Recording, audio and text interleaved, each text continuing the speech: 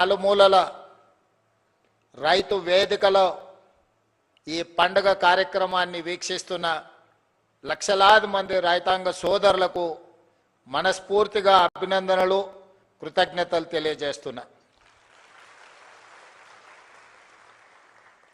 రైతు సోదరులారా, ఈనాడు తెలంగాణ రాష్ట్ర ప్రభుత్వం డిసెంబర్ 7, 2023 నాడు ప్రజాపాలన బాధ్యత చేపట్టినప్పుడు 30 నెలల పరిపాలనలో ఎదురవుతున్న సమస్యలు, వాటికి చూపిస్తున్న పరిష్కారాలు, ఈ 30 నెలల్లో రైతు సంక్షేమం కోసం రైతును తలెత్తుకొని ఆత్మగౌరవంతో బ్రతికే విధంగా వ్యవసాయం దండగ కాదు, వ్యవసాయం అంటే ఒక పండగలా ఈనాడు తీర్చిదిద్దాలి అని మన ప్రభుత్వం సంపూర్ణంగా ప్రయత్నం చేస్తుంది.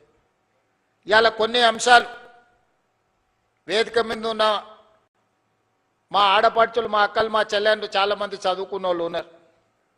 మా యువమిత్రులు ఒకప్పుడు పంచగట్టుకొని వ్యవసాయం చేసే కాడి నుంచి ప్యాంటు షర్ట్ వేసుకొని వ్యవసాయం దాటి ఈరోజు సూట్ వేసుకున్న సోదరులు కూడా వ్యవసాయ పనుల్లో నిమగ్నమవుతున్న సందర్భంలో కొన్ని అంశాలను మీ ముందు ప్రస్తావించాలని ఈరోజు నేను భావిస్తున్నా. మద్రాసు నుంచి ఆంధ్రప్రదేశ్ రాష్ట్రం విడిపోయినా ఆనాడు ప్రకాశం పంతులు, బెజవాడ గోపాల్ రెడ్డి ముఖ్యమంత్రులుగా, నిజాం సర్కారు నుంచి విముక్తి కలిగిన హైదరాబాద్ రాష్ట్రానికి మొదటి ముఖ్యమంత్రిగా పాలమూరు బిడ్డ బూరుగుల రామకృష్ణారావు గారి నుంచి మొదలు పెడితే ఉమ్మడి రాష్ట్రంలో నీలం సంజీవరెడ్డి కావచ్చు, చివరి ముఖ్యమంత్రి కిరణ్ కుమార్ రెడ్డి గారు కావచ్చు, 19 మంది ముఖ్యమంత్రులు 1947 నుంచి 2014 వరకు 6 దశాబ్దాలు పైగా పరిపాలన సాగించి మన రాష్ట్రం మీద, రాష్ట్రం విడిపోయినప్పుడు తెలంగాణ ప్రజలకు అప్పు ఇచ్చింది 69,000 కోట్ల రూపాయలు. దాదాపుగా 60 ఏళ్ళు 18-19 మంది ముఖ్యమంత్రులుగా బాధ్యతలు చేపట్టి తెలంగాణ రాష్ట్రం ఏర్పడే నాటికి మనకిచ్చిన అప్పు 69,000 కోట్ల రూపాయలు అక్షరాల. జూన్ 2, 2014 నాడు ప్రత్యేకంగా ఏర్పడిన తెలంగాణ రాష్ట్రం యొక్క అప్పు 69,000 కోట్ల రూపాయలు. జూన్ 2, 2014 నాడు కల్వకుంట్ల చంద్రశేఖరరావు గారు పెద్దలు తెలంగాణ రాష్ట్ర ముఖ్యమంత్రిగా బాధ్యతలు చేపట్టి డిసెంబర్ 7, 2023 నాడు ప్రజాపాలనలో ప్రభుత్వాన్ని ఏర్పాటు చేసిన తెలంగాణ రాష్ట్ర 2వ ముఖ్యమంత్రిగా నాకు బాధ్యత అప్పజెప్పినప్పుడు ఈ రాష్ట్రం యొక్క అప్పు 8,11,000 కోట్ల రూపాయల అప్పు. అక్షరాల 18 మంది ముఖ్యమంత్రులు దాదాపుగా 60 ఏళ్ళు 69,000 కోట్ల రూపాయల అప్పు చేస్తే కేవలం ఒకే ఒక్క కుటుంబం, కల్వకుంట్ల చంద్రశేఖరరావు గారి కుటుంబము 7 లక్షల కోట్ల పైగా అప్పు చేసి రాష్ట్ర విభజన జరిగినప్పుడు 16,000 కోట్ల రూపాయల మిగులు ధనిక రాష్ట్రంగా తెలంగాణ రాష్ట్రాన్ని శ్రీమతి సోనియా గాంధీ గారు, శ్రీ మన్మోహన్ సింగ్ గారు మనకు అప్పచెప్పితే అప్పుల ఊపిలో నిండా ముంచేసి మళ్ళీ లేవ్వడానికి కూడా అవకాశం లేకుండా మన మీద మన్ను గప్పి అప్పుల్లో నిండా ముంచి అప్పులు తప్పులు చేసి 8,11,000 కోట్ల రూపాయలతోని బాధ్యత అప్పచెప్పింది. ఎన్నికల సందర్భంగా 6 లక్షల కోట్ల రూపాయల అప్పు ఉందని మేమంటే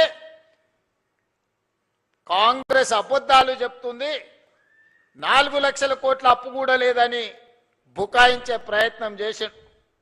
సరే అరాకొరా ఏమైనా చంద్రశేఖరరావు గారు అప్పు చెప్తుండేమో అని బాధ్యత చేపట్టిన తర్వాత ఆర్థిక మంత్రిగా బాధ్యత తీసుకున్న బట్టి విక్రమార్క గారికి మొట్టమొదటి మంత్రివర్గ సమావేశంలో నేను ఒక మాట చెప్పిన, మంత్రులందరి అనుమతితో, అసలు పూర్తిగా మన రాష్ట్రం ఎంత అప్పు ఉంది, ఏ విధమైన అప్పు ఉంది, ప్రభుత్వం ప్రత్యక్షంగా తెచ్చుకున్న అప్పేంది, వివిధ కార్పొరేషన్ల మీద తెచ్చుకున్న అప్పేంది, వివిధ శాఖల మీద తీసుకొచ్చిన అప్పేంది, ఎన్ని రకాల అప్పులు తెలంగాణ రాష్ట్ర ప్రభుత్వం మీద ఉన్నాయో లెక్కలు తీయండి.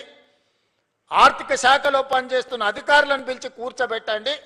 ఒక శ్వేత పత్రాన్ని శాసనసభలో ప్రవేశపెట్టి తెలంగాణ ప్రజలకు పూర్తి వివరాలు అందిద్దామని మేము ప్రయత్నం చేసినాం. ఇక తవ్వుతున్న కొద్దీ గుట్టల కొద్దీ అప్పులు బయటపడ్డాయి. అప్పులే కాదు, అందిన కాడికల్లా చేబదులు తీసుకొచ్చి 7 తారీఖు నాడు నేను బాధ్యత తీసుకొని ఆఫీస్కి వచ్చి చీఫ్ సెక్రటరీ గారిని పిలిచి ఈ నెల మీ జీతం వచ్చిందా అని అడిగిన. మా జీతం ఎక్కడిది సార్, నెల చివరికి కానీ వచ్చే పరిస్థితి లేదు, అది కూడా ఇన్స్టాల్మెంట్లలో ఇస్తున్నారు సార్. వెనకటికి ఎప్పుడో మేము టీవో ఫ్రిడ్జో కొనుక్కునేది ఇన్స్టాల్మెంట్లలో, ఇప్పుడు మా ప్రభుత్వ ఉద్యోగులకు 7 లక్షల మందికి మాకు ఇన్స్టాల్మెంట్లలో జీతాలు ఇస్తున్నారని చెప్పిండు. అదేందా ధనిక రాష్ట్రం, ప్రభుత్వ ఉద్యోగులకు కూడా జీత భత్యాలు ఇవ్వలేని పరిస్థితి అంటే ఇది ఇయ్యాలిగా సార్, ఆయళ్ళ నుంచి గిట్లనే ఉంది. మేము ప్రభుత్వ ఉద్యోగస్తులకు జీతాలు ఇవ్వలేని పరిస్థితుల్లో తెలంగాణ రాష్ట్రం ఉందని చీఫ్ సెక్రటరీ గారు చెప్పారు. ఇది వాస్తవం. అందుకే ఆ రోజు స్పష్టంగా చీఫ్ సెక్రటరీ గారికి చెప్పిన, ప్రభుత్వం అంటే యజమాని, యజమాని తన దగ్గర పనిచేసే వాడికి మొదటి తారీఖు నాడు జీతం ఇవ్వకపోతే ఆ యజమాని మీద పనివాడికి అసలు భరోసానే ఉండదు. భరోసా ఉండడమే లేకపోవడమే కాకుండా పని చెప్పాలంటే కూడా యజమానికి ధైర్యం ఉండదు.